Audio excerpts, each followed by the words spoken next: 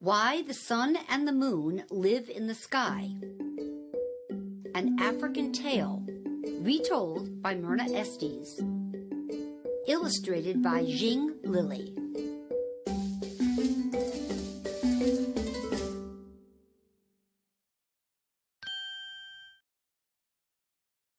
A man with a sun-shaped face walks along the shore. A long time ago, the sun and the water were good friends. They both lived on the earth together. The sun visited the water often, but the water never came to visit the sun.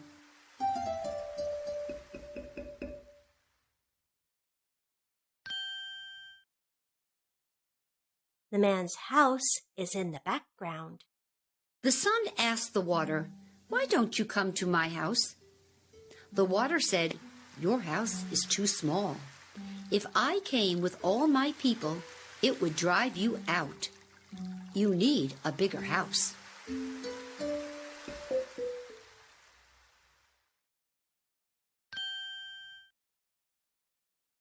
The man walks toward his house.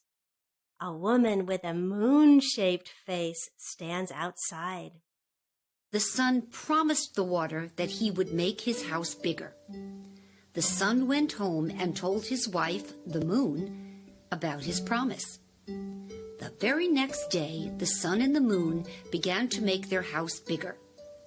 They worked very hard, and soon their big house was finished.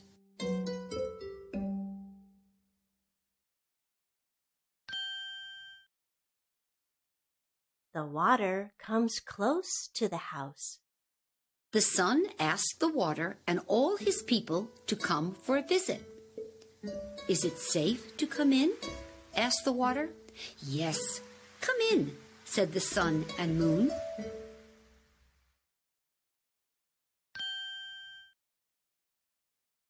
A fish and a shrimp are in the water.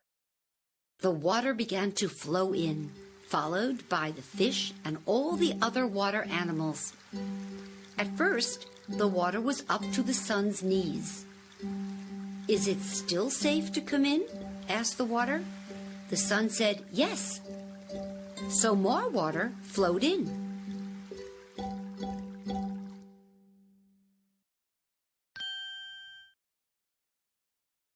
The water is getting higher. Now the water was up to the sun's neck. "Is it still safe to come in?" asked the water. Not knowing any better, the sun and the moon said, "Yes."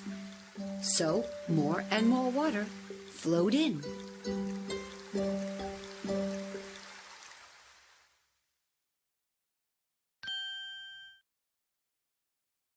The water is as high as the house.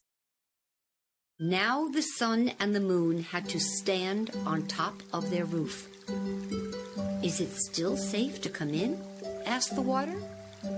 Again the sun and the moon said, "Yes." The water soon went over the top of the roof.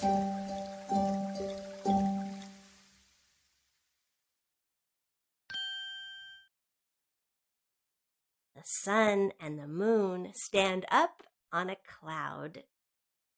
The sun and the moon couldn't live in their house anymore, so they moved up into the sky, and they have lived there ever since.